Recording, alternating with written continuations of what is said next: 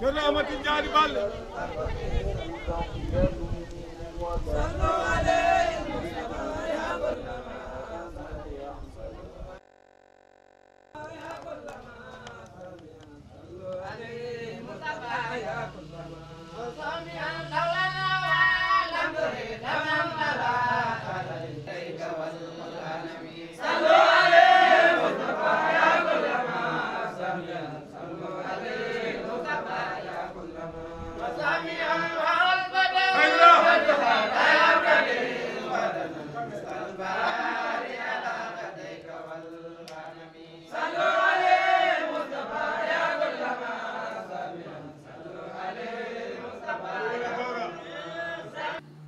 calmina julɓe ɓe o wi eɗen calmina julɓe ɓe en jetti Allah e nelaɗo mum en jetti Allah e nelaɗo muɗum en cartima ñalande nde en cartima ñalande nde ñalande nde Allah tawni en o wi ñalande Allah tawni en ɗum ko yettore Allah mawde ɗum ko yettude Allah mawdo yo ha fa joni ko fawda ɗo o wi ha hande ko faanda ɗo ko affaire qur'ana ko affaire qur'ana o e ko ɗum woni ko jangete o wi ko ɗum woni ko jangete nde wotere si ɗon yawti o wi so ɗum yawti on tuman yasin on kadi iɗo o wi on suman yasin o kadi kalan ko heɓoyi he yasin he heɓoyi he yasin he tawa min jettori ɗum o Allah wi tawa ɓe jettiri ɗum Allah min jetti julɓe ɓe o wi ɓe jetti kadi julɓe ɓe ko ɗon wonno farare nde o wi ko ɗum wonno fandare si tawi yahi ha happas 12 yoni si tawi ha happas 12 yoni on tuman yimɓe dartinat o ɗo wi on suman yimɓe ɓe dartinat yimɓe dutito he cuuɗi he ɓe dutito to cuuɗi to keflo keflano juma o eyyi ko noon de woni ko anni ko ɗum woni anni e maɓɓe inchallahu inchallahu almamo alhamdulillah ɓewñin sababu wala mu jamanda yeloti bari nga programme o landitenne nin alqur'ano kunya kilin karanta yasin bijang nin yasin fen sorota yasin kono alhamdulillah insi ala tentu nga kila tentu mbe misilmol be tentula morolu talibolu fen nata amma be ta jang mba be tentula mba jayla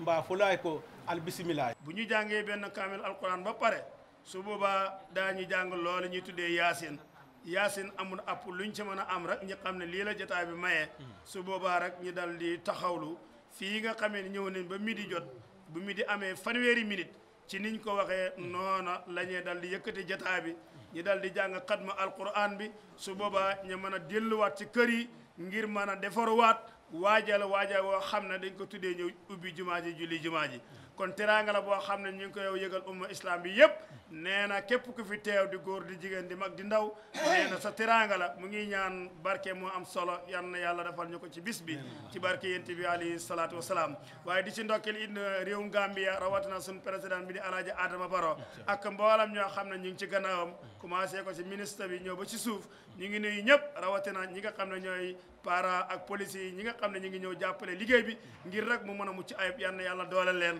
yal na yàlla kàttanal leen waaye di si xaasal nag sadi Ibrahima ci taxawaay bu rafet bi nga xam ne tey def na ko fii ci Konkufula yemook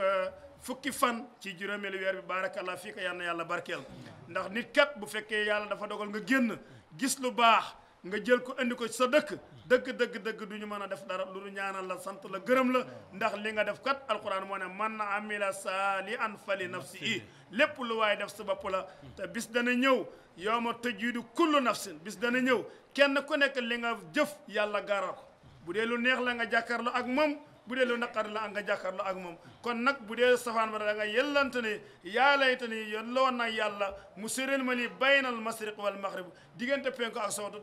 tax mu sotti kon yàlla na bu ñu dal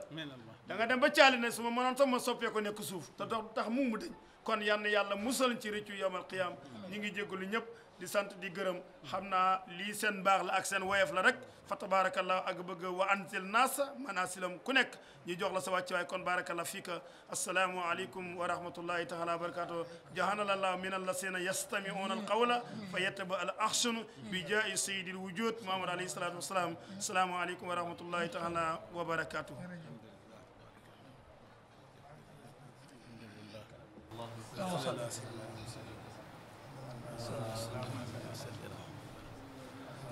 صل على محمد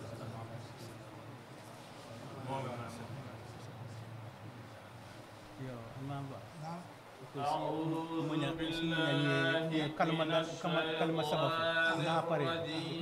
الشيطان الرجيم لقد صدق الله رسوله الرؤيا بالحق لتدخلن المسجد الحرام إن شاء الله آمنين محلقين رؤوسكم ومقصرين لا تخافون فعلم ما لم تعلموا فجعل من دون ذلك فتحا قريبا هو الذي أرسل رسوله بالهدى ودين الحق ليظهره على الدين كله وكفى بالله شهيدا محمد رسول الله والذين معه أشداء على الكفار رحماء بينهم تريهم ركعا سجدا يبتغون فضلا من الله ورضوانا سيميهم في وجوههم من أثر السجود ذلك مثلهم في التوراة ومثلهم في الإنجيل كزرع أخرج شطأه فآزره فاستغلظ فاستوى على سوقه يعجب ليغيظ بهم الكفار وعد الله الذين آمنوا وعملوا الصالحات منهم مغفرة وأجرا عظيما صدق الله العظيم بسم الله الرحمن الرحيم اللهم صل على سيدنا محمد اللهم صل على سيدنا محمد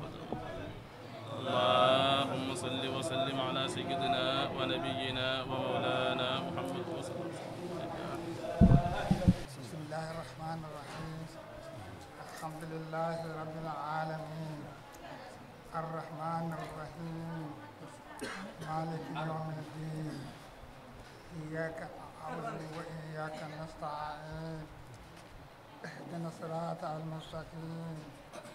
صراط الذين أنعمت عليهم غير المغضوب عليهم ولا الضالين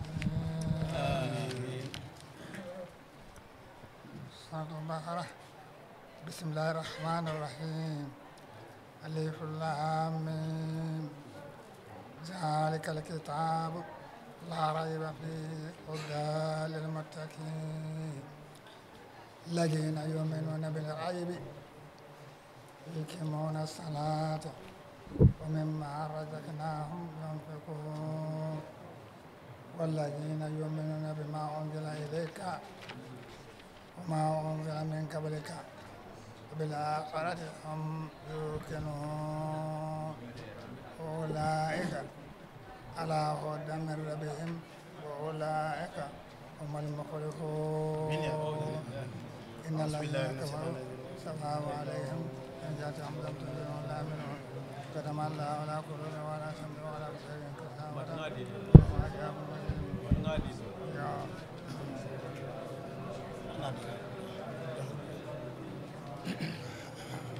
وما أنزل من قبلك بالآخرة يوم أولئك على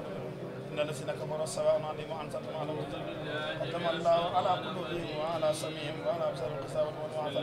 ومن الناس من يقول آمنا بالله وباليوم الآخر يخادعون الله والذين آمنوا وما يؤمنون إلا في قلوبهم مرض فزادهم الله مرضا ولهم عذاب أليم بما كانوا يكسبون وإذا قيل لهم لا تفسدوا في الأرض قالوا إنما نحن مسلمون ولكن لا يشعرون وإذا قالوا آمنا كما آمن الناس وإذا وإذا لقوا الذين آمنوا قالوا آمنا إنما نحن مستهزئون الله يستهزئ بهم ويمكر أولئك الذين يستهزئون بالهدى فما ربحت تجارتهم مثلهم كمثل الذين بدنا ربنا صم بكم عمي فهم لا يبصرون أو كصيب من السماء فيه ظلمات ورعد وبرق عذاب أردنا أن نخرج فيها فحق عليها القول فدمرنا فما هلكنا من السائر بعد عباده خبيرا بصيرا ما كان يريد العاجلة عجلنا فيها ما نشاء لمن نريد وجعلنا له جهنم يصلاها مسرورا ومن أراد الآخرة فسعي لها سعيها وهو مؤمن فأولئك كان سعيهم مشكورا لا تجعل مع الله إلها آخر سبحانه مسكونا ولا يقدر ربك على تعبد وبالوالدين إحسانا إما يبلغن عندك الكبر أحدهما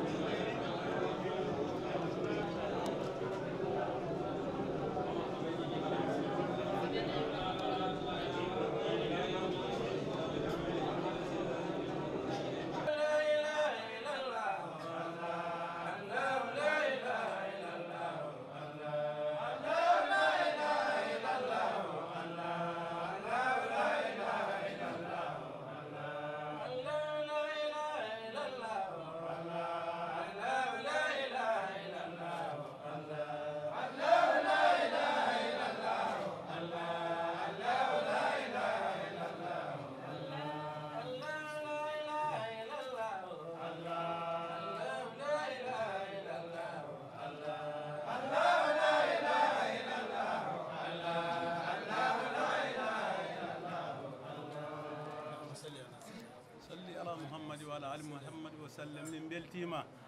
e joni de ko dayiraji ɗi min jiɗi ɗo limtude arɓe ɓe kono noon ganden de konko fula e tumani faati taɓanani faraba nema onon ko onon noddi gandon si on ginnaka kalan onon ko onon noddi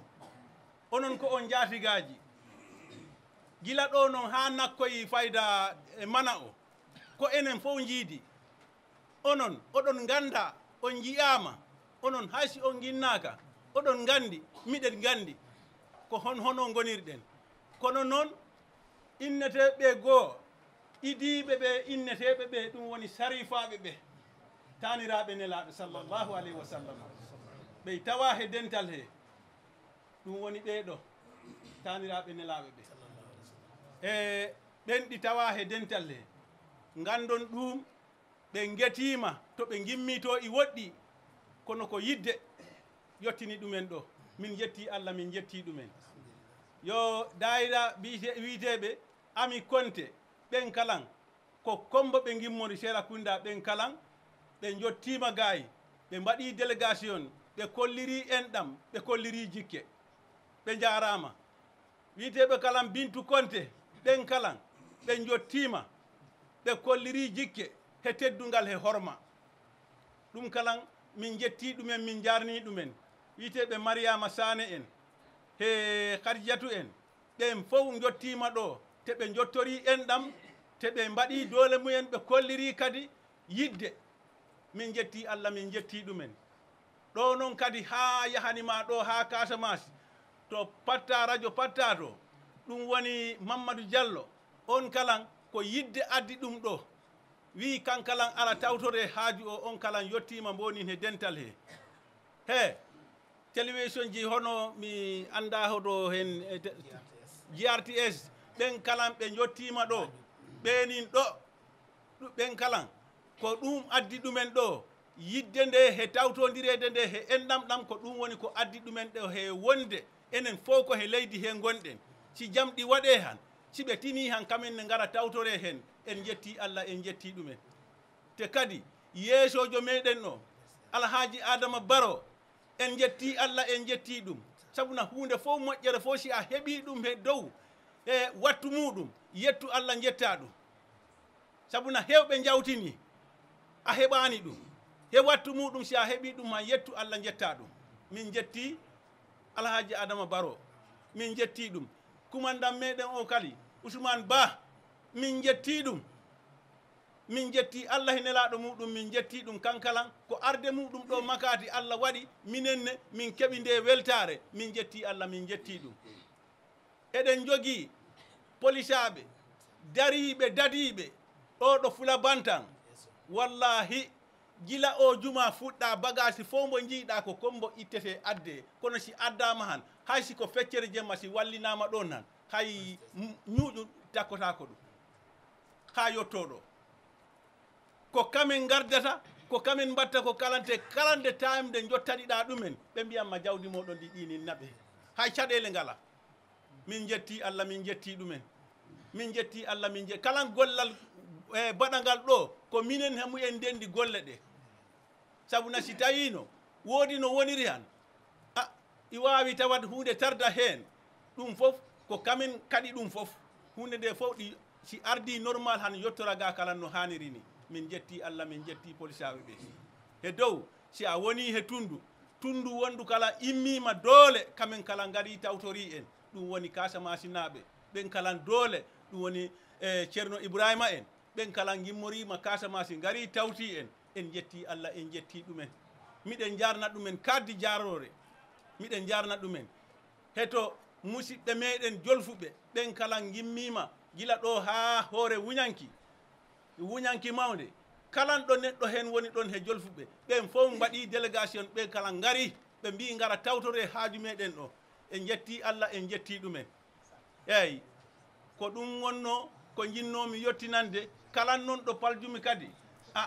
ganda wona aɗo yawa wona goɗɗum fof ko hakkil tolnori noon te fof kalan wawetake innede eyyi kalan ɗo inna han noon en jetti Allah en jetti ɗum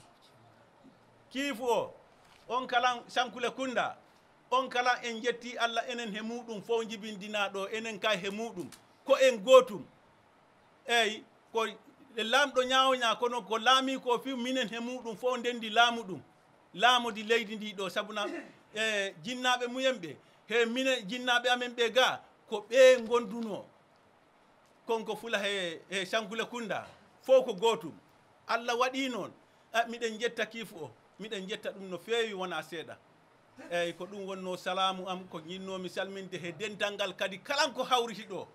min jetti Allah min jetti on paraji ɗi kalan ɗo ɗo Sanku ɗo Yerobiri Kunda ha ɗo para immori kala ɓe kalan ɓe dari darde moƴƴere he Gambia ɗo sabuna o Johnson ɗo kala nde jawtata ɗo a yawtirat ɗon no laaɓiri ko ka en dari ɗon masiba horima hebde en ko ka en dari ɗon piiji fof piiji ko ka en lijjitta ha ɓe ganda ko hoɗum ɗum ɗo ko foti yaade ɗum ɗo ko foti darade en jetti Allah en jetti ɗumen ɓe gari tawtorede he haaju he ganden ko ala ko addi ɗumen ɓe garani haɓade hay goto ko moƴƴinande en tan kala mbo ɓe mbi daro ɗo wakkilo daro ɗon wona yawol wona goɗɗum ko ka en gandi hono enen en ganda sabuna enen tan si en gaccidama ɗo han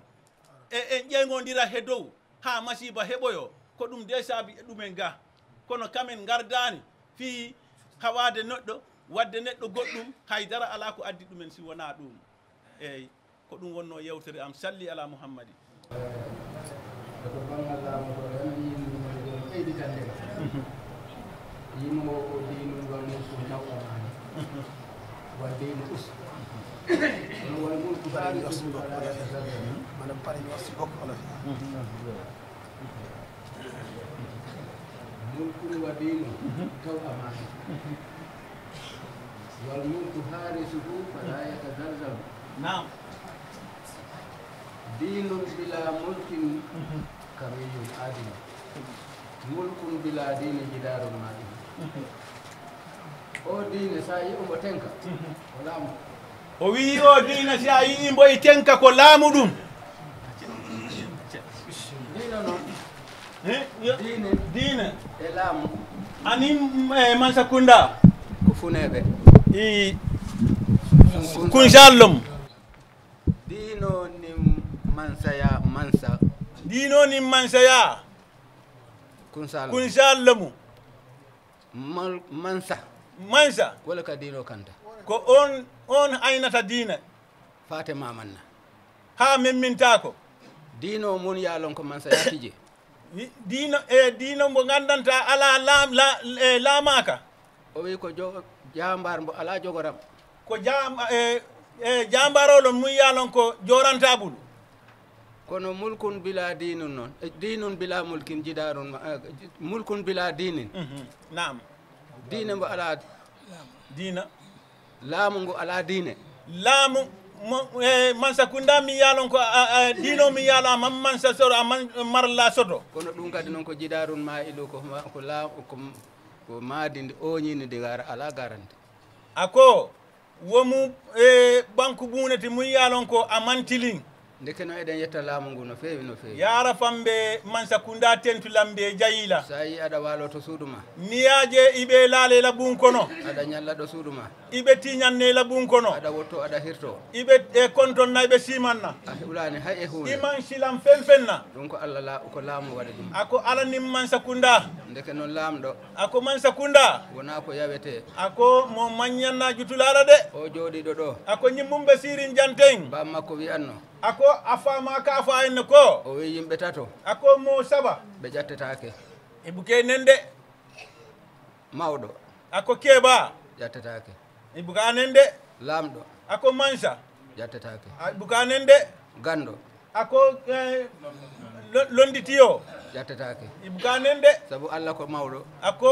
alamu keɓaleti Allah ko laamɗo alam Mansa lati Allah ko mawɗo Allah ko mawɗo alamu keɓalete alamu keɓaleti o toon sin hakkilo tum Mansa newla awa gacciten hakkil ƴattagol laamu accitoɗen hakkil ƴattagol ganndo ngan hakkilotu ka lonna nen accitoɗen hakkil ƴattagol mawɗo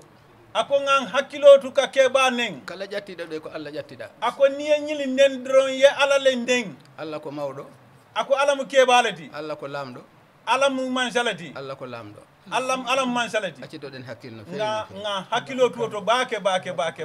Allah ko ganɗo ala mo lonnaleti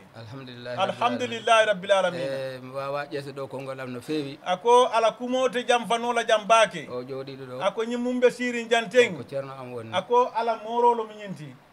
nene makko ako a bama jibinɗo bam makko o ako mum yafama wulu e alaji baba ceerno am ani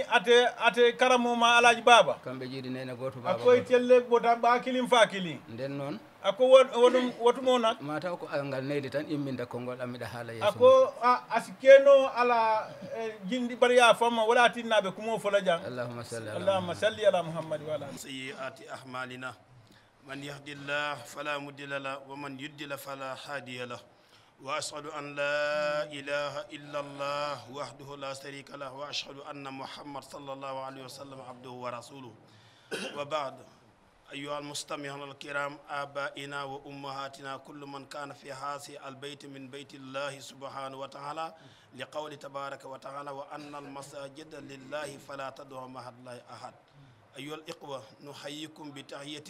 من عند الله بتحية أهل الجنة في الجنة الله وهي السلام عليكم ورحمة الله تعالى وبركاته وعليكم السلام ورحمة الله تعالى وبركاته بوكي نيغي نيو ñep di ziaré ñep di leen jéggalu di leen baal àq di leen baal di ñaan yan nañu yàlla boole jéggal ci barki yénti yàlla Muhammad sallallahu alayhi wa sallam di sant yàlla mi nga xam ne si mbaaxam ak si yërmandem si la ñu def ñu bokk ci ñoo xam ne nekk nañ julit yan na yàlla saxal loolu ndax bu ko neexoon tey ñu bokk ca naankati sàngara ñu bokk ci ñu riir ñu kon bu ñu yàlla jubale yan na yàlla dëxal loolu ci barki yénti yàlla Muhammad sallallahu alayhi wa sallam di nuyu ñëpp di ziyaare ñëpp rawatina si nuyu bi nga xam ne Seydina Muhammad sallallahu alayhi wa sallam moo wax ne nuyu la boo xam ne mu ngi jógee ci yàlla subhanahu wa taala Seydina Muhammad sallallahu alayhi wa sallam mu wax ne nuyu la boo xam ne ña nekk biir aljana moom la ñuy nuyoo te noo ngi nii di ko nuyoo suñ biir yan na bu mu fi yem yan nañ bokk ëllëg ci ñi nga xam ne danañ dugg aljana wax ne alhamdulillahi allati li hadana wa ma kunna linahtadiya lawla an hadana Allahu wa rasul yan yàlla defal ñu loolu yan yàlla boole ñu ëllëg ñu dugal aljana ñun ñëpp ñu bokk wa assalaamu aleykum wa rahmatullahi taala wa baraka yan yàlla dafa ñu loolu te mu yéex lool képp koo na demal aljana dina wax waaw waaye boo na ko demal léegi mun a di xaaral ba ci kanam kon yan yàlla may ñu mujj gu rafet addina lépp loo fi gis si nettali lay mujj rek ala kulli haalin buy lu baax si nettali lay mujj buy lu ñaaw ci nettali lay mujj kon Ababacar jërëjëf ñu ngi lay nuyu di nuyu borom dëkk di nuyu imam di nuyu ñëpp fii tey ci Konko Fula ci bis bi nga xam ne ñu ngi toog ci néeg bi nga xam ne kenn askanwul ko ku dul jalla jalaaloo azal kama néeg bi tey ku ci mën a def ay milliards loo ci mënta def kenn du nangu ci islam ne diw moo ko moom néeg la boo xam ne li ñuy wax mooy néegu yàlla bi kon Seydi Babacar ne mu ngi bismillah ñëpp ku jege ak ku sori ku mag ak ku ndaw di wax ne ñun ñëpp ñoo bokk lii ndax am na ñoo xam ne ni mu ko waxee ñu ngi jógee ba Komba am na ñoo xam ne ñu ngi jógee ba Casamance ñëpp li leen fi indi mooy jéem a julli bis bi yan na yàlla barkeel si biir loolu Seydi Babacar ne mu ngi jox nit ñi ñëpp wa anzil naasa manasilahum ku nekk ñu ngi lay jox sa wàccuwaay fa tabarakallah si biir loolu nag si li limee ñoom dëkk yi nga xam ne ñoo jege fii nee na ñoom ñoo ko moom waaye kon fa tabarakallah ñoom ñooy bismillah gan ñi kon fa tabarakallah Babacar jërëjëf yal na yàlla fay ñu leen si biir loolu sant na gërëm sunu président di Alaaji Adama Barrow mii nga xam ne tey yàlla moo ko jagleel lii tey am ci suufam fa tabarakallah te nguur nekk ñu am doole bu noonu du am kon nag ñu ngi koy ñaanal yal na ko jik yal na yàlla def lu mu yéene ci réew mi yëpp mu sotti ci barki yénti yàlla moom sallallahu alayhi wasallam si biir loolu Ababacar ne mu ngi sant rawatina police station Fulabantang ci waxin waaye ku ne xam ne ni buñ ne police station Fulabantang am na ku koy ilif kon tàmbalee na ko sa njiit la jaarale ko ci gouverneur ñëw ba ci député gouverneur ñëw ba ci chief ñëw ba ci mboolem ñoo xam ne ñooy jiite PIU ñu gën ko xam ci paraay ñoom ñëpp kenn ku nekk mu la jox sa wàccuwaay di la wax na la jërë ngeen jëf andi mbaara yéen ak ñoom yéen a bokk liggéey bi rawatina lépp loo xam ne jóge woon na Komba bu ñëwaan ba ci police station Fulabantang ñoom dañuy wax ne ñoo ko moom ñoo koy sàmm ñoo koy aar ñoo ciy taxawu rawatina seen njiit di eso mu ngi fii ci biir jumaa ji kon mu ngi sant ñëpp di gërëm ñëpp di wax ne yan na yàlla barkeel lu nu mel ci barke yénti yàlla Muhammad sallallahu alayhi wasallam jàng nañ alquran ba pare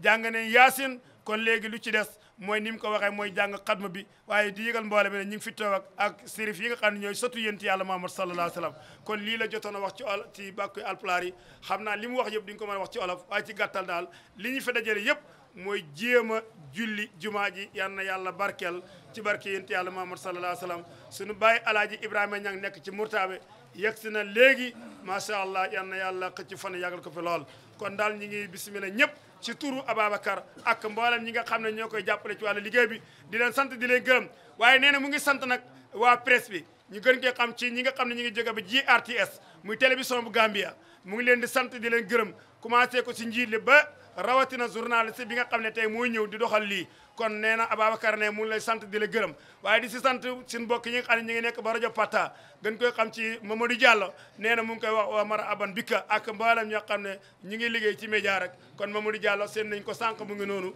ñu ngi lay wax ne bismillah liggéey bi seen liggéey la lépp loo xam ne jógee na fii rek bëgg nañ jaami yàlla yi nga xam ne nekkuñ fi ñu mën koy déglu te loolu nag lu koy maye mooy média kon média yi ñu ngi leen di sant di leen gërëm ci seen taxawaay bu rafet ñu ngi jégalu ñëpp kàddu gi nag dañu ko sant ñu nekkoon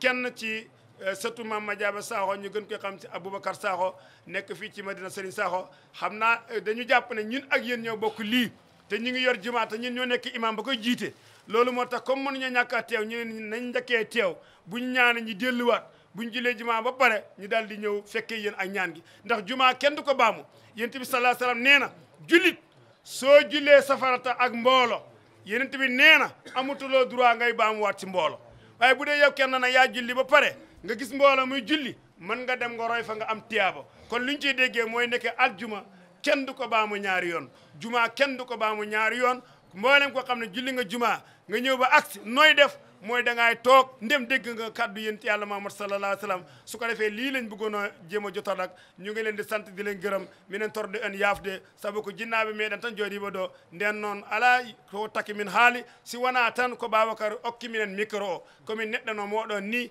woodi komin gandi woodi komin ganda nden si tawi min jetti micro o wona min okki ɗum hoore amen koɓe ittude ɓe jonni minen micro ko taki ɓe jonni minen ko yakar tan nden yo Allah boynu ɗum ɓija e rasulullah sallah sallam baba amen khalifa o ba Ibrahima Ñang toon to Murtaw yettima joni e délégation muut tabarakallah minen yettaba minen manaba in gandi kam minen komin almami toon to Serigne Sakho yidde moƴƴere ko ɗum addi minen do amin jooɗi e moɗon nden noon si duwama minen min jaaha ɓayde ko minen woni almami o simin juula ha gayri min arta e moɗon min tawta duwa o nelaɗo sallallah alih sallam o maki wondema juuma jultake laabi ɗiɗi hay goto no wata wat ɗum kala juuli juma a ari so tawi aɗa heeɓi gandal ma aɗa nana jomaɓe gandal koɓe haalta ko nelaɗo wi Allah hollama uhum warasatul anbiya'i wondene jumaɓe gandal kala koɓe haalde e meɗen komin foti ɗum nande komin foti ɗum jabde juuma jultake laabi ɗiɗi hay waktuji joyɗi sa juulima fana e jama sariya wi wota bamto e jama si tawi noon ko an tan goto juuli tan an tan goto juulɗa fana ma subaka aɗa wawi hen yaada e jama juulɗa kono in gandi juulugol juma si wona jama sellata ma wona yimɓe sappo e ɗiɗi ko ɗum taki juma reftatake nde muɗum e ñalande wotere minen torde en yabde wasde nande haala tan ko ɗum taki min julni assalamu aleykum wa rahmatullahi taala wa barakatuh jahanallahu min allasina yastami'una alqawla fayattabi'u al ahsan assalamu aleykum wa rahmatullahi taala wa barakatuh heddima koyo katmu o jange الشيطان الرجيم بسم الله الرحمن الرحيم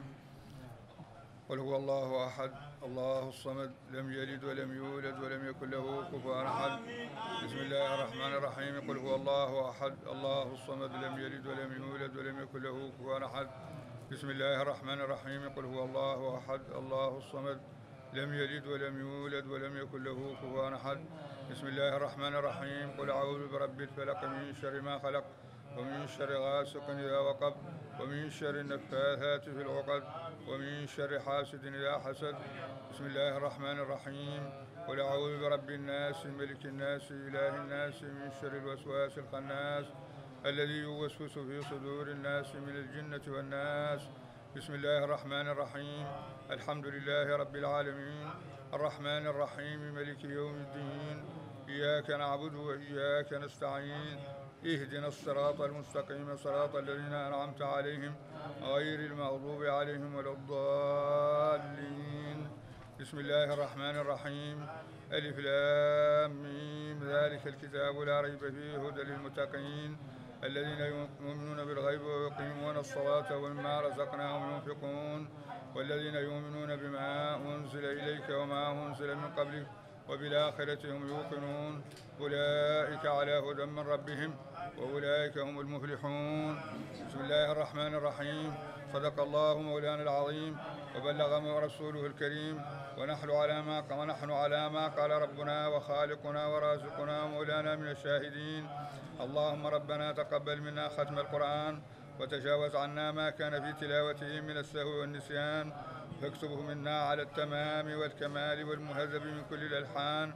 واغفر لنا يا ربنا ويا سيدنا لا تواخذنا يا مولانا ارزقنا فضل من قرأه موديا حقه مع الأعضاء والقلب واللسان وهب لنا به الخير والسعادة والبشارة والأمان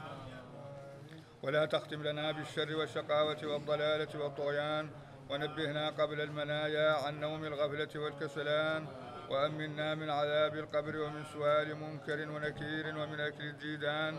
وبيض وجوهنا يوم البعث واعتق رقابنا من النيران ويمن كتابنا ويسر حسابنا وثقل ميزاننا بالحسنات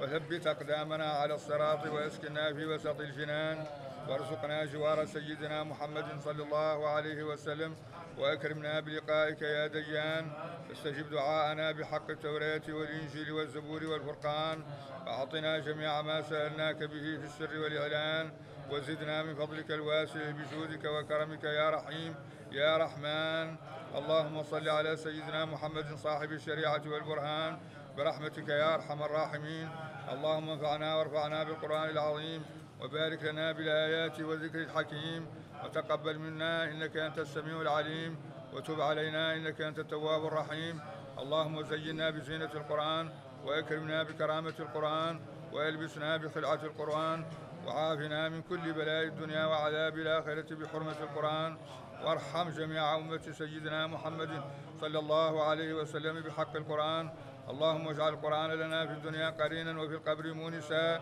وفي القيامة شفيعا وعلى الصراط نورا وإلى الجنة رفيقا وبيننا وبين النار سترا وحجابا وإلى الخيرات كلها دليلا وإماما بفضلك وجودك وكرمك يا أكرم الأكرمين.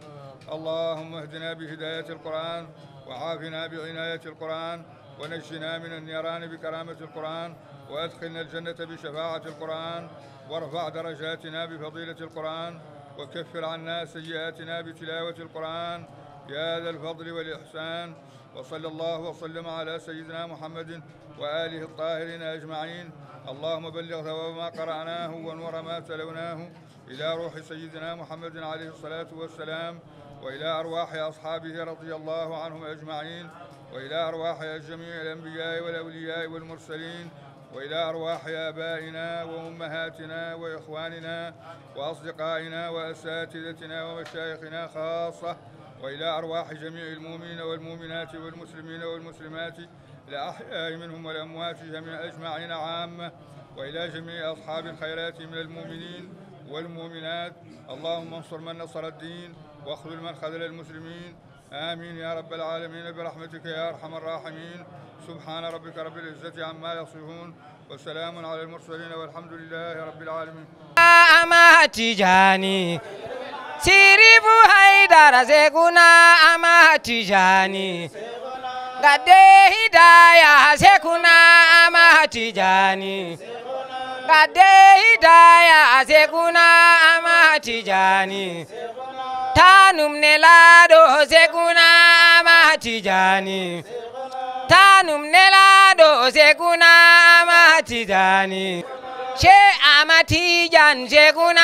أما تجاني شي أما تجان سيكونا أما تجاني يو الله وادن سيكونا أما تجاني يو الله وادن سيكونا أما تجاني ويردوب اتجان سيكونا ما تجاني نا المبندل سيكونا ما تجاني كنا روبندل سيكونا ما تجاني كنا وديبندل سيكونا ما تجاني نلادو سيكونا ما Tijani una tanum nelado Zeguna Tijani una wirdu Haidara Zeguna Tijani una semu Haidara Zeguna Tijani Hadaya Zeguna Tijani Wade Hadaya Zeguna Tijani Wirdo belazim Zeguna Tijani una wirdo belazim Zeguna Tijani una wirdo belazim Zeguna Tijani Tijani una nelado Zeguna Tijani nelado Zeguna Tijani Zeguna Tijani yo Allah Zeguna Tijani Zeguna yo Allah Zeguna Tijani ko hay jemma be mirda Zeguna Tijani ko hay jemma be mirda Zeguna Tijani ko kiki de be mirda Zeguna Tijani ko tanum nolada Zeguna Tijani kumbarane ko imoda Zeguna Tijani ko tanum nolada Zeguna Tijani ko leso arena Zeguna Tijani ko Samsun narifina Zeguna Tijani ko Samsun maref Zeguna Tijani ko waji failazim Zeguna Tijani ko hayje mabe mbirda Zeguna Tijani ko kiki de mbirda Zeguna Tijani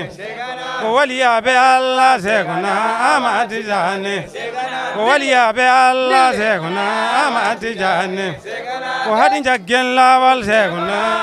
Tijani ko hadi jaggen lawal Zeguna Tijani ko kala jaggudo lawal Zeguna Tijani ko ndada handanda Zeguna Tijani ko ndada handanda Zeguna Tijani misalmini Allah mi yetti Allah ceerno o wi o yetti Allah kay ala tentu wi yimɓe ɓe yoɓe hetto ako asafo moliya ali lammoy wi yimɓe ɓe no ɓe ketto mi yetti Allah akay ala tentu mi juuli e nelaɗo o sallllahu alayhi wa sallam o wi o juuli e nelaɗo o sallllahu alayhi wa sallam ɓe salla alala kiilama sallllahu alayhi wa sallam miɗo on salmina ako aɓen kontonna i salmina en miɗo on bismo ako aba folañe bisimilla aba fo wiya en bisimilla yo hande noon ako bi nak wiyo hande ko jaam tan rendini en ɗo ako kayro doronne kafu ñooma jang o yahani bo ko jaam tan rendini en ɗo ako kayro doronnen tel ɓendi jang jam tan hawrindini enen ɗo ko Allah windi en ako ala len dada ko Allah windi en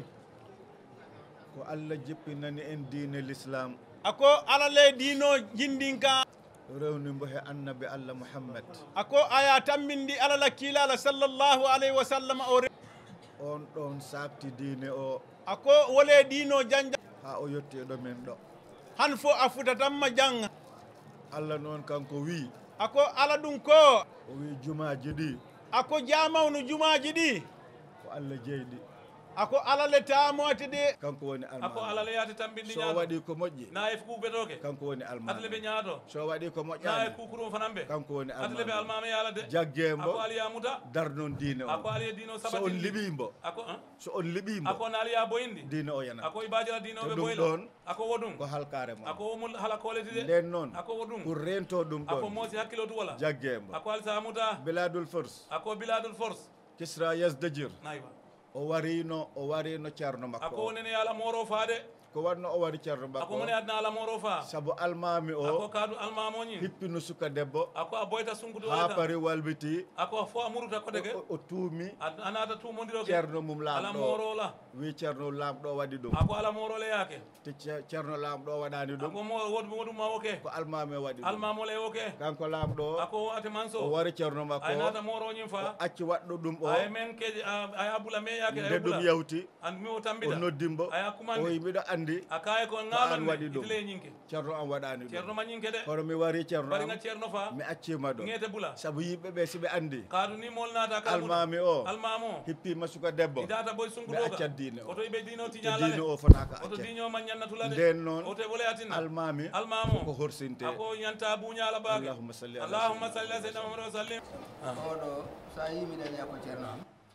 ako ni aja ba fo la ñima ala morole ti ko kanko mam makko toɓɓini kam basen mimara ako wala mamale yaate karandi ba sin mimarala nden noon ko ceerno ako wole adna ko ala morolo woti o ako ñin gandal ako londo araboɓe ɓe ako arabolu ɓe arino gambia ɗo ako inata gambia janne ɓe wi ustasiji ɗi ako ustasolu winde gandal ako ali londo safe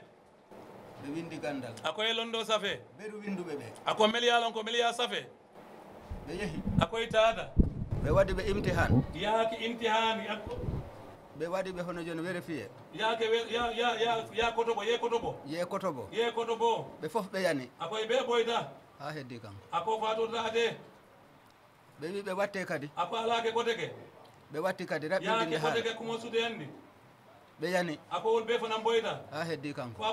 boyta kadi ade kan ade man boyi o wi ɓe yeehe kadi watte akaye ko alta ala yake koteke ha woni laaɓe tati ko signa saba ɓe fof ɓe yani ako wol ɓe boyta ha heddi kanko ade man boyde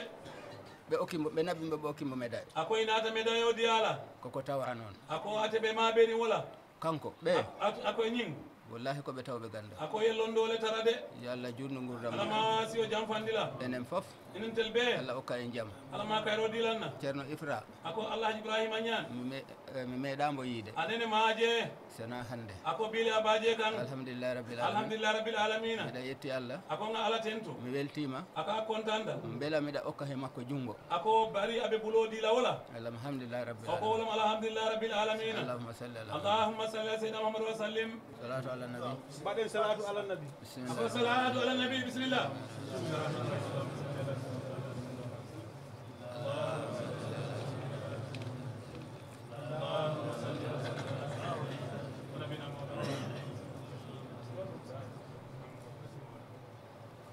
أعوذ بالله من الشيطان الرجيم بسم الله الرحمن الرحيم الحمد لله رب العالمين الرحمن الرحيم مالك يوم الدين إياك نعبد وإياك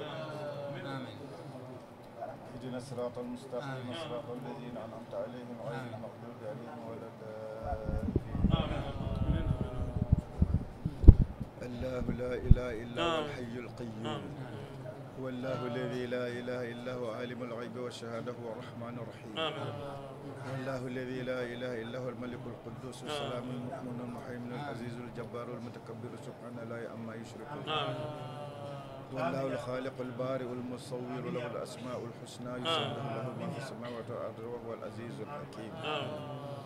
اللهم إني أسألك بسر الفاتحة وبركة الفاتحة وفضل الفاتحة وجاه الفاتحة ومن أنزلت إليه الفاتحة ومن أنزل الفاتحة أن تفتح لنا جميع أبواب الخير وفيل الخير وتهب لنا من الخيرات ما لا يعلم أحد إلا أنت وتسير لنا خير الدنيا والآخرة إنك أنت على كل شيء قدير وبالإجابة جدير رفيع الدرجات ذو العرش الروح من أمره على من يشاء من عباده لينذر يوم الطلاق آمين ربي اللهم صل على سيدنا محمد الفاتح لما أغلق والخاتم لما سبق الناصر الحق والهادي إلى صراطك المستقيم وعلى آله حق قدره ومقداره العظيم سبحان ربك رب العزة عما يصفون وسلام وسلام وسلام على المرسلين والحمد لله رب العالمين. وحرموا ما رزقهم الله وحرموا ما رزقهم الله افتراء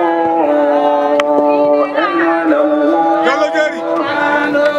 قد ضلوا وما كانوا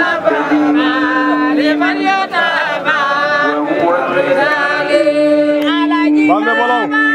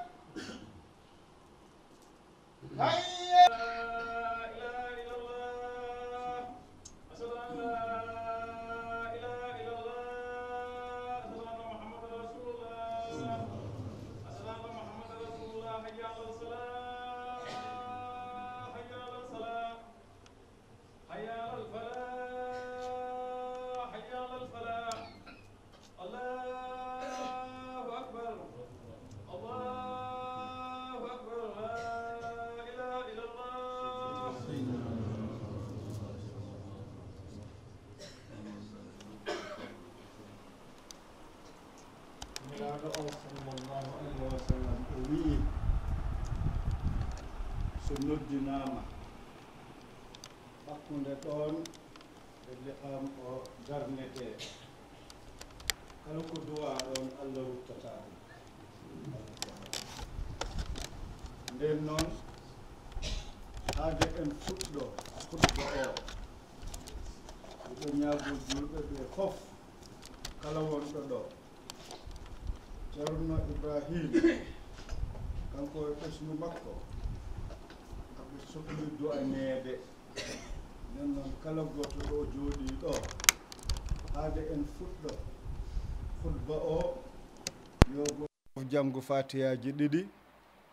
e salatul fatiha laabi tati duwanoɗon Ibrahima kanko e ɓesgu makko Allah waɗana ɓe ko ɓe ɗaɓɓata ko te ɗum ɗon yo Allah wat tawa woni ko ɓuri ko e maɓɓe salatu ala nabi allahumma salli ala sayyidina allahumma salli ala sayyidina allahumma salli ala sayyidina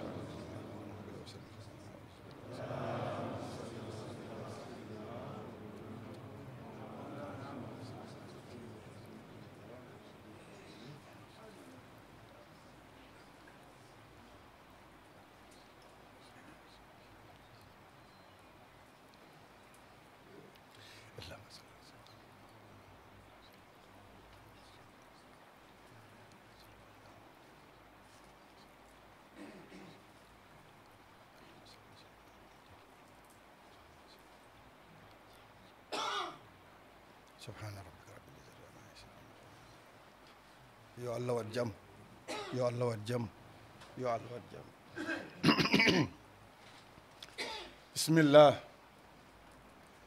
بسم الله الرحمن الرحيم الحمد لله رب العالمين الرحمن الرحيم ملك يوم الدين والصلاة والسلام على سيد المرسلين سيدنا محمد بن عبد الله النبي الأمي الفاتح الخاتم الكامل الأكمل وعلى آله وأصحابه ومن تبعهم من المهتدين إلى يوم الدين وقل رب زدني علما اللهم علمنا ما ينفعنا وانفعنا بما علمتنا إنك أنت على كل شيء قدير وبالإجابة جدير رفيع الدرجات ذو الأرش يلقي الروح من أمره على من يشاء من عباده لينذر يوم التلاق السلام عليكم ورحمة الله وبركاته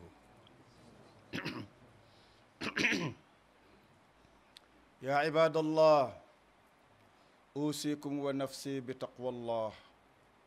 فالله هو الذي خلق الخلق وقدر الأقدار ووضع كل شيء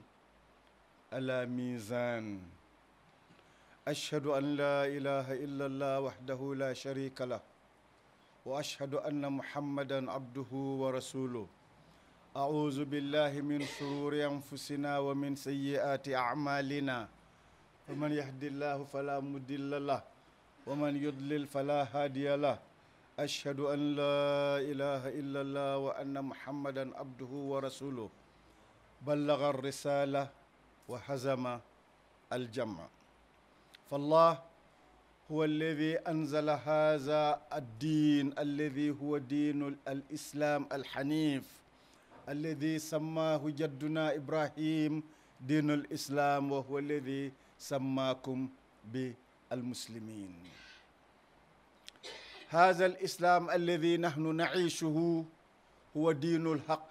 وهو الدين السوي وهو الدين الوسط وهو ملخص لكل الأديان السماوية التي أتى بها آدم عليه السلام إلى آخر واحد منهم وهو محمد ابن عبد الله صلى الله عليه وسلم مرورا بكل الأنبياء والرسل عبر التاريخ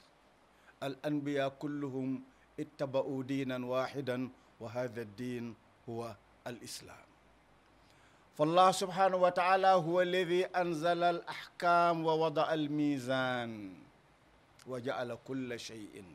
ما كان ما نعلم وما لا نعلم كل شيء أتى من الله سبحانه وتعالى لأنه هو مصدر الوجود ومنه جاء كل شيء ومنه جاء الأنبياء والنبي ومنه جاء النور الذي جاء ليكشف ظلام الكفر والشرك والظلم إلى نور الإسلام والإيمان كما قال الصحابي الجليل وذاك هو من كان الصحابي صلى الله عليه وسلم التقى بمشرك اسمه رستم في بلاد الفرس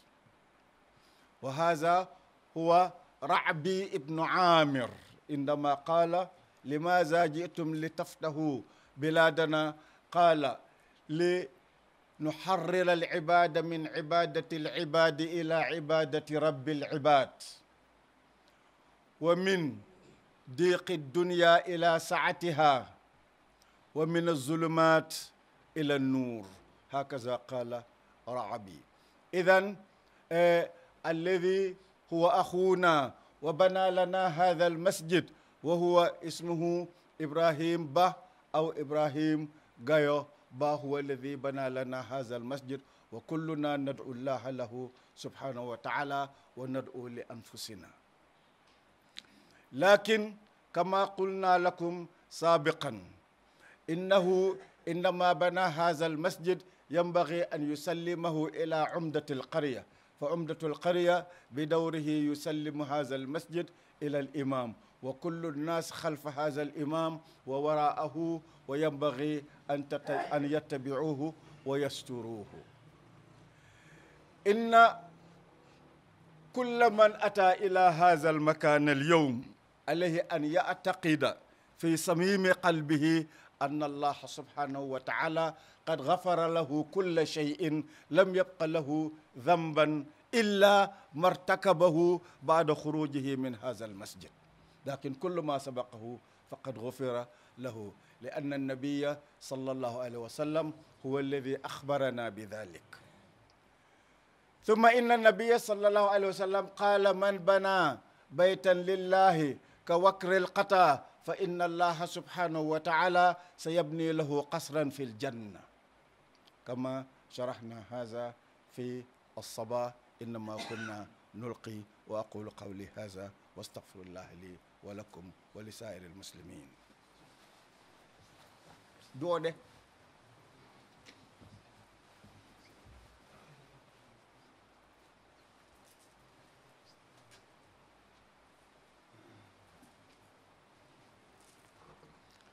بسم الله بدو يتا الله جولا انلا دو صلى الله عليه وسلم بدو on salmina بدو on yetta بدو on bismo e o do juma kesombo anduɗa ne enen fof en ari en hawri ɗo wallondiren pour udditon mbo e sunna Muhammad sallallahu alayhi wa sallam. Juma ko suudu Allah. Allah wi jumaaji ɗi de ko kanko jeyɗi, jumaaji ɗi ko Allah jeyɗi, nden noon si ɗon rewa Allah e nder jumaaji ɗi yo on rew Allah tan o tawon ɓeydu hen hay hunde. Mbo annduɗa o noon ko kanko tinni, ko kanko Allah teddini, ha Allah walli mbo waɗani mbo tawfiq ha o mahi oɗo juma.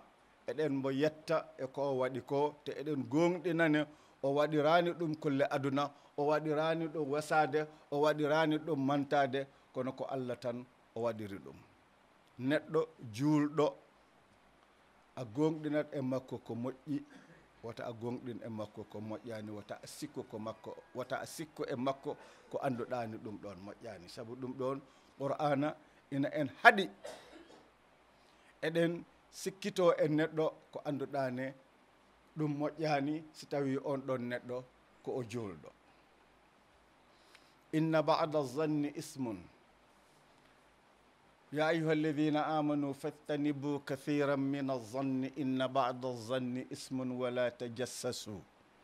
wala yaghtab ba'dukum ba'da ayuhibbu ahadukum an ya'kula lahma akhihi maytan fakarihtumuh. ko ɗum woni ko Allah wi en ko o wi yo en woɗɗito sikki mbo anduɗani o moƴƴani, aɗa sikkito e neɗɗo ko moƴƴani. fajtanibu kathiran min az-zanni. Allah wi inna ba'da az-zanni ismun, jooɗoɗa aɗa sikkito e juulɗo ko anduɗani ɗum moƴƴani, ɗum yooɗani. Allah wi ngol ɗon sikkitagol ko bakkar. inna ba'da az-zanni ismun wala tajassasu, wata yehe oɗon waɗa kisi kisi kulle neɗɗo, hoɗum o woniri, hoɗum o waɗata, hoɗum o haalata, hoɗum o hettoto. ɗum ɗon juulɗo waɗata ɗum e juulɗo. wala tajassasu wala yaghtab ba'dukum ba'da, wata ñohondire kaari de ko ni kaari, ko ni kaari, ko ni. ɗum ɗon moƴƴani. ɗiɗo siɗa ɗi waɗa bakkar o nafoti e hoɗum, musidɗo ma mbo jiiɗɗa yumma e baba ma yaha taƴa tew makko ngo aɗa ngo ƴakka, ko noon bakkar o foti. si tawi ko haalta ko ko goonga. Nelaɗo o wi si tawi ko haalta ko ko goonga, kono a suusa ɗum haal e yeeso neɗɗo o, walla sa a haali ɗum e yeeso makko, ɗum ɗon mettan mbo, aɗa ɗum haala caggal makko, nden bakkar ma ina foti nino. si musidɗo ma maayi a taƴi tew ngu aɗa ƴakka. ɓe wimbo si tawi noon jommum ko haali ko wona gonga, o wi ɗum ɗon no wiya al iftira. Iftira woni hoɗum haala ko anduɗani an e hoorema aɗa andi haala ko haalta ko e neɗɗo o wona gonga, ha para aɗa ko haala aɗa funta yimɓe ɓe pour yo ɓe gonɗin ko haalata ko, te an e hoorema aɗa andi ko haalta ko wona gonga. ɗum ɗon ɓuri bonɗuma. nden yo en yodnu jikkaji he yimɓe ɓe. Nelaɗo o sallallahu alayhi wa sallam o meɗi daro jemma e les lekki dareki e yeeso juma o he ɓuɓri ndi, amba ɗon dardi e debbo ina ɓorni wutteji ɓaleji. ndeke debbo o ko debbo makko. debbo ina wiyeteno Safiya bintu Huyay ibnu Akhtab. kanko wonno ɓiɗɗo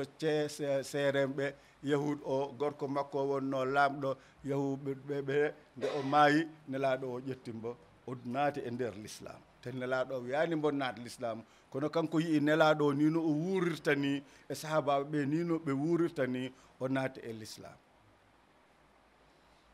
nde sahaba o wirti nelaɗo o heptini nelaɗo o, kono o heptinani debbo, saabe aɓe dari e les ɓuɓri lekki e yeeso juma o. o yi o soyni nelaɗo o tan o dogi, o fuɗi o yiɗi suuɗade pour wata nelaɗo o yimbo. kono nelaɗo o noon yiyimbo, andi ko hombo kaari daro wata dok wata suuɗo daro. o debbo mbo dardimi ko debbo am, ko Safiya ar. ha yiyambo anda wonde oɗo ko Safiya. ko waɗi ɗum ɗon, on ko wanno ambo doga o yiɗa nelaɗo o yiyambo, saabu o yiɗno suur nelaɗo o si tawi nelaɗo o debbo mbo dardi o wona debbo makko, o suura mbo wota hay goto andu ɗum. kono no Allah ñaawi ndeke nelaaɗo o wonaano on façon neɗɗo nela on debbo ko debbo makko wonno nden noon ardiiɗo o diine o ambo foti suureede ambo foti horsineede ambo foti jagge wonde ko kanko woni kalifa yimɓe ɓee ɗo e saare nde ko yawiti he kulle affaire diine iyo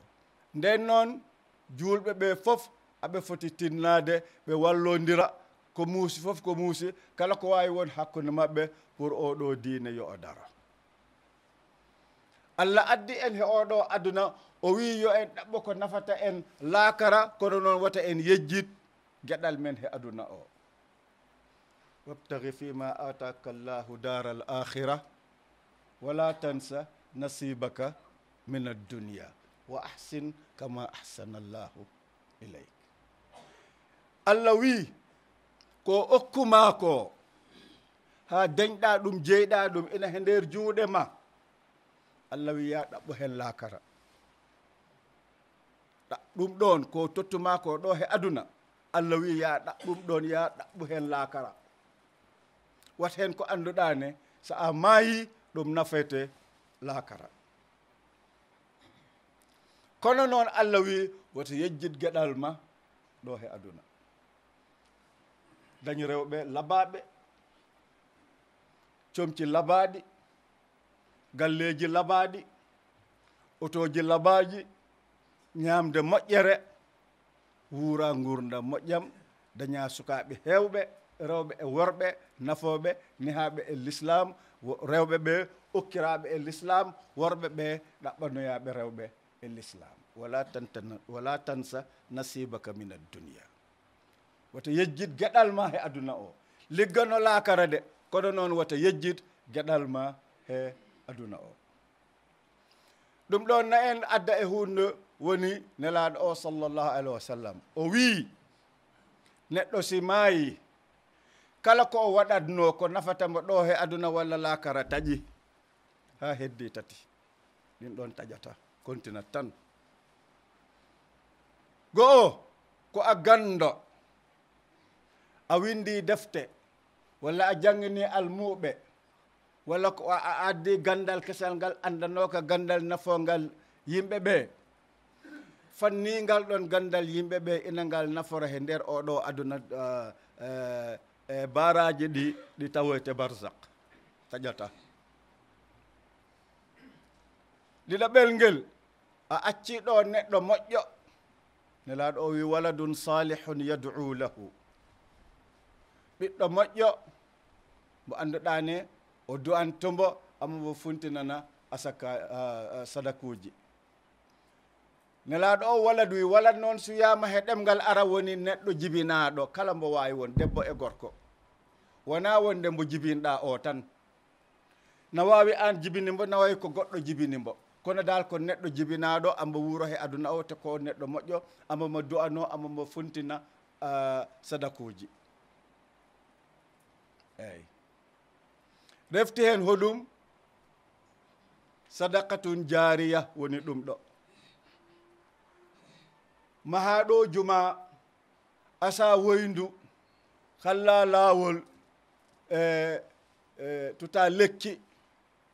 maha l'hôpital maha duɗal daara ɗeɗo fof gueɗe ko gueɗe ɗe annduɗane fanni aɗe ɗo yimɓeɓe neɗe hutora teyaba o walla baraji ɗi tawoyte barzak Ibrahim o mahi juma Ibrahima jeyaka ɗo de ko e saare wonde o jeeya kono noon ko ɗo o nehi kayiraɓe makko ko ɗo ɓe woni kamɓe nehimbo ɓe toppitimbo Ibrahima waɗani hay hunde tawo kono noon ko kayiraɓe makko waɗi o juma Ibrahima mahimbo de kono wona juma makko kanko o jeeya juma o ko kayiraɓe makko ɓe annduɗa ɓene kamɓe ƴettimbo ɓe nehimbo ɓe jangguinimbo ɓe waɗi e makko ko foti ko waɗ e makko he miijoji moƴƴi ɗi ha ɗum ɗon waɗi ha hande o ari o waɗi ɗum ɗo ko liggey kayiraɓe makko kono kanko liggey makko suwa ar liggey makko hoɗo arata liggey makko na ara e kanko ne ɓe o fewni ɓe sukaɓe makko ɓe almuɓe makko ɓe so ɓeyi ha ɓe tolnima ɗo o tolni ɗo ɓe waɗi ko way nino ko waɗi ko hande nden ko ɗum ɗon woni liggey Ibrahima kono ɗum ko Ibrahima waɗi ko ɗum wona liggey makko ɗum ko liggey jinnaɓe makko kawiraɓe makko ɓe annduɗa ɓene ko kamɓe nehimbo jangguinimbo nattini ɗiɗo miijoji e hoore makko nde ha o dari o waɗi ɗum te hay goto wiyanimbo waɗ ɗum nden yo o tinno yo ɓeydu tinno ambo tinno kono noon yo ɓeydu tinno o anda ko waɗi ko o jeeya ɗum de ko kawiraɓe makko liggi oɗo liggey hande kanko noon joni ko waɗɗimbo o liggo liggey mbo annduɗane feeñat he almuɓe makko he sukaɓe makko janggo kanko ko ɗum ɗon woni liggey makko kono oɗo wona liggey makko neɗɗo noon kala ko wawi waɗ e diine yo taw ko Allah tan waɗi ha o waɗi ɗum kono so tawi ko hunde wonde ko wona Allah o ala hen si wona ɗum ɗon ɗum woni ko wimi on ko nane so tawi nguñal ngu wanno ha ambo maha juma o gasi o gasni hen eyyi wiye o reddina yimɓe wiye Ibrahima dey mahi juma ɓayri ko ɗum ɗon tan o yitno ɗum heeɓima gasi eyyi kono noon so tawi ko Allah he annabijo o tan waɗi ha o waɗi ɗum ha aduna gasa fanni o juma na ɗo yimɓeɓe na ɗo hawra na ɗo juula na ɗo janga na ɗo waɗa wasifaji na ɗo waɗa zicrullah fanni ɗum ɗon na heɓa baraje ɗi tawan bo ɗo o woni ɗo simbo wuuri so o maayi yo leet yaata yawo nden noon goto fof e fulɓe ɓe e seɓɓe ɓe e jolfuɓe ɓe fop yo ɓe ƴettu Ibrahima hande ɓe waɗanmo o wona neɗɗo mo annduɗane ko kanko ñembete ko kanko ñembete saabu hande ko ñemborgal hande ko ñembeteɗo kala ɓiɗɗo moƴƴo hande ɗo aɗa foti eto waɗa ko waynino ko waɗi ko walla ko ɓuri ko annduɗa ko ne ko ɗum ɗon woni ko waɗi ko saabu hawɗuɓe ɓeɗo hande ne serti te toɓe immori to no woɗɗi min mbiɗo immori ha ñewmi armi Banjul armi Kombo o ƴetti kam e oto makko o addi kam ɗo woodi immorɓe nawawi ko ɓuri woɗɗu to immormi to walla ko ɓatti ɗum nden noon ɗiɗo fof kala ko hawri ɗo kala ko rewi ɗo Allah kala ko ñaami ɗo kala ko yari ɗo ko annduɗane koko dagi kala haalɗo ɗo haala labaka haala moƴƴuka haala diine haala jikku haala ɗi annduɗane neɗɗo naftorat hen ɗo he aduna walla laakara enen fof rendi baraji ɗi enen fof rendi baraji ɗi hay goto jeeyaɗi goto fof ko waɗɗa ko a waɗi ko foti nino ko waɗɗa ko goto fof noon ko foti nino ko waɗi ko foti noon ɗum Allah yoɓatanmo dañino hare nelaɗo o sallllahu alayhi wa sallam o wi goto fof yo addu ko dañi ko goto fof addi ko dañi ko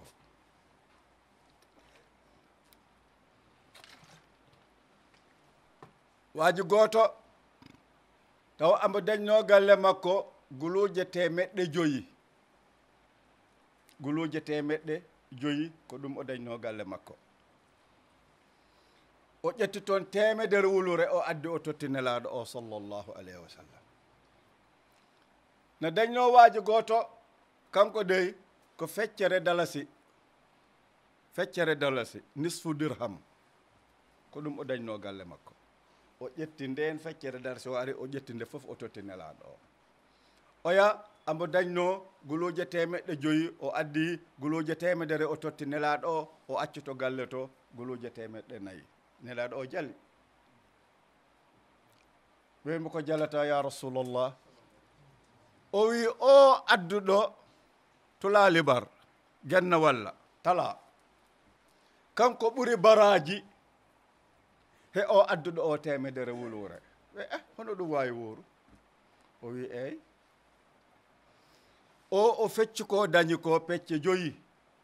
o addi feccere wotere nde Allah yoɓimbo si fecc hunde fof si feccama pecce joyi Allah yoɓimbo feccere wotere nde o ko dañi ko fof o addi o totti Allah Allah tottimo ko dañi ko fof ɗum waɗi o ɓurnimbo innama al a'malu binniyat wa innama li kulli imrin ma nawa neɗɗo fof neɗɗo nde o waɗata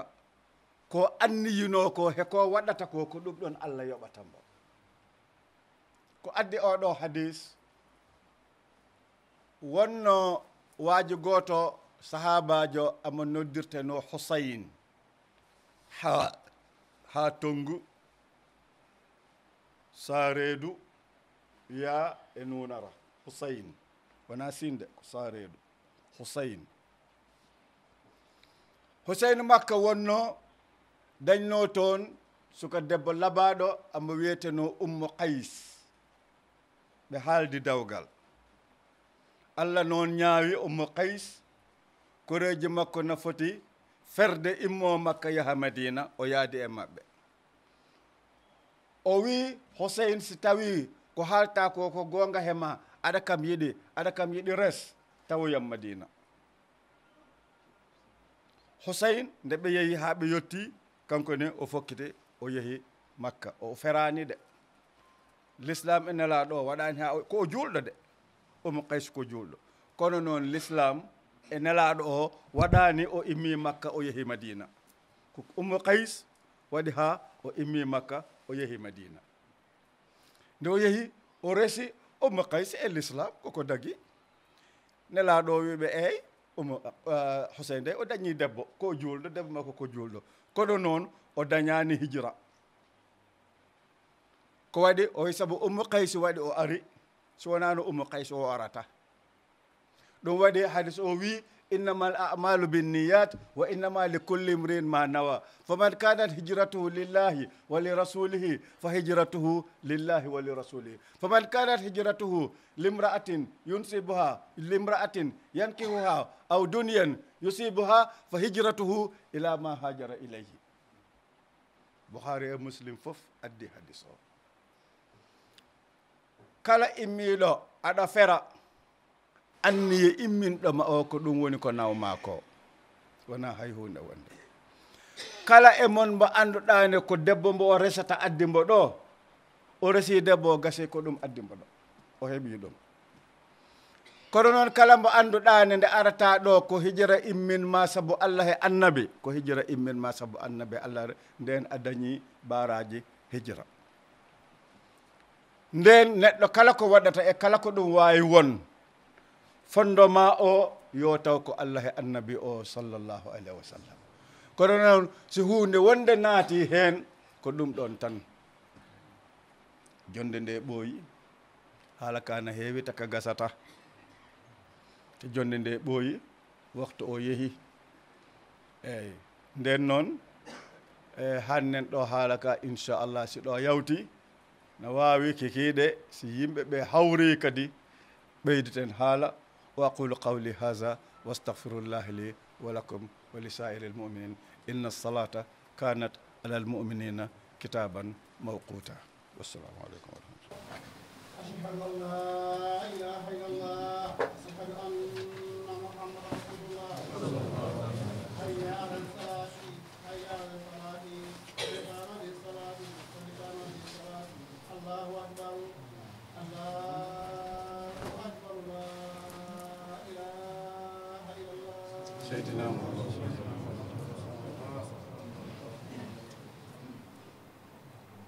Allahu akbar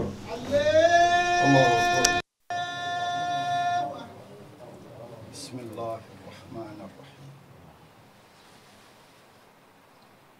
الحمد لله رب العالمين الرحمن الرحيم مالك يوم الدين إياك نعبد وإياك نستعين اهدنا الصراط المستقيم صراط الذين أنعمت عليهم غير المغلوب عليهم ولا الضالين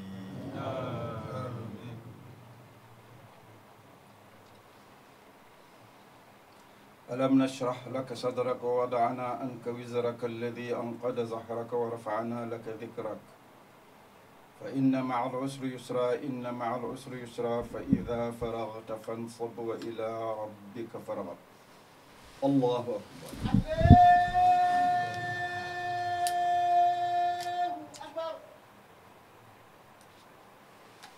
سمع الله لمن حمده. اللهم ربنا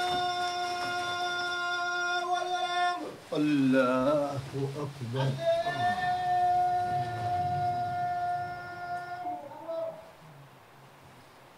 الله أكبر.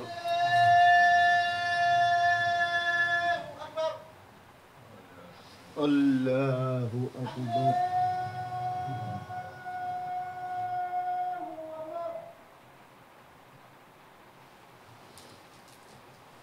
الله أكبر.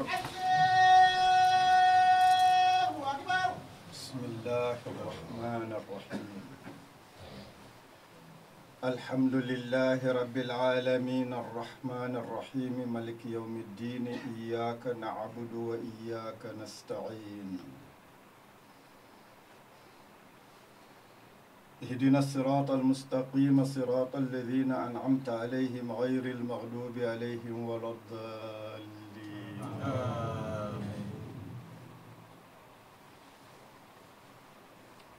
قل هو الله أحد الله الصمد لم يلد ولم يولد ولم يكن له كفوا أحد. الله أكبر.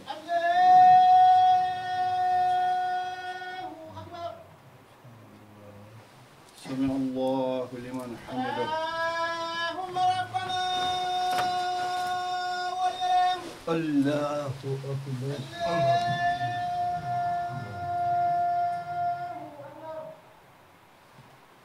الله أكبر. الله أكبر.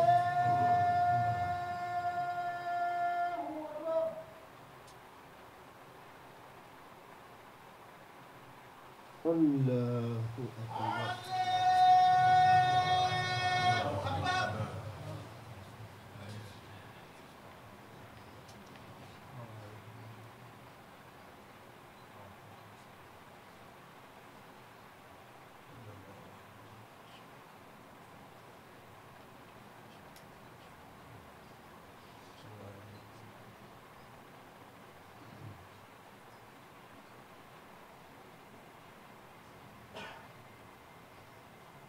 السلام عليكم ورحمة الله. السلام عليكم ورحمة الله.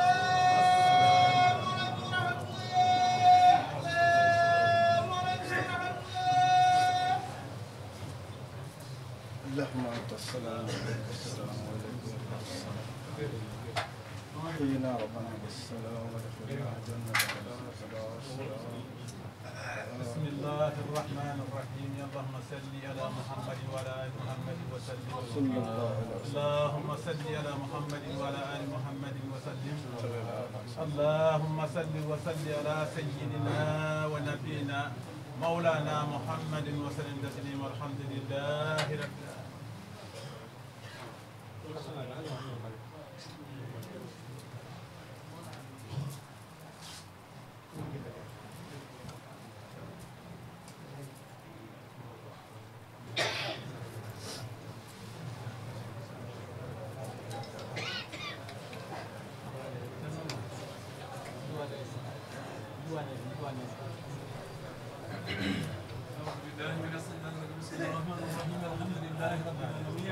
الرحمن الرحيم مالك يوم الدين اياك نعبد واياك نستعين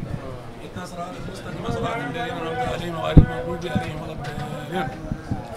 الله لا اله الا هو الحي القيوم لا تاخذه سنه ولا نوم له ما في ما في الارض من ذا الذي يشفع عنده الا باذنه يعلم ما بين ايديهم وما خلفهم ولا يحيطون بشيء من علمه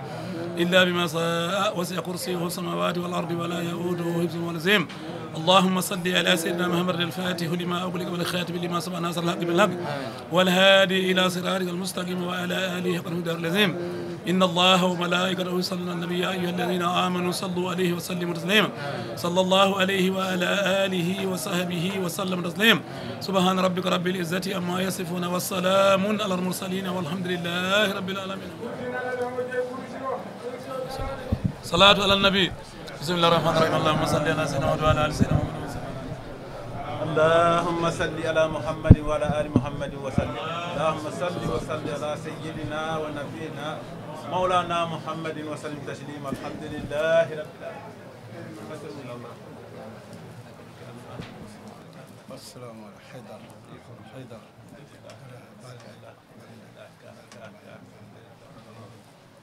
ko mbiɗon accino hakke de goope ɗi eyyi bisimilla mbiɗon accino hakke de goope ɗi mbiɗon accino hakke goope ɗi de on jaafoto gonɗo sababu juma o eɗen ñaagui julɓe ɓe foof yo en gueto duwanoɗen ɗum en duwima kono ha fa ɓeyden duwaw o ɓeyden duwaw o sabuna duwaw yonta eyyi inchallah bisimilla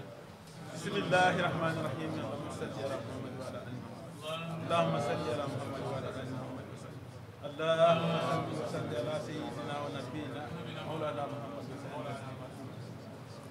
gila subaka sadakeji ɗi gadde ko sohlaji noon taki ha sadakeji ɗi ɗi gadde leydi ndi duwanoɗen leydi ndi allah ɓuɓɓina leydi ndi waɗa hen ndi jaam kala geɓɓanɗo ndi jaam fa ya rabbi ya rabbana yo allah huppu ɗum e hoore muɗum bisimillahi bisimillahi rahmani rahim allahumma salli ala muhammad wa ala allahumma salli ala muhammad wa ala ali muhammad wa sallam allahumma salli wa salli ala sayyidina wa nabiyina maulana muhammad اللهم صل وسلم على سيدنا ونبينا ومولانا محمد وسلم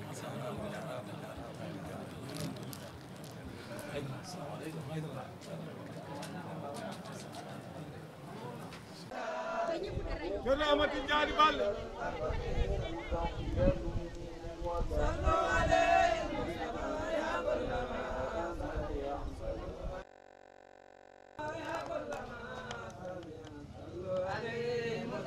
يا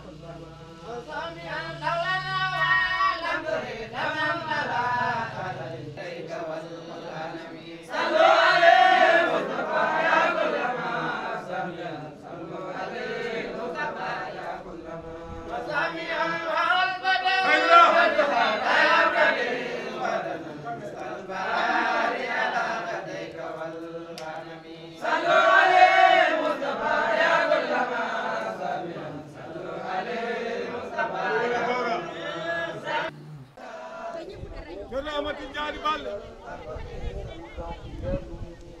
صلوا عليه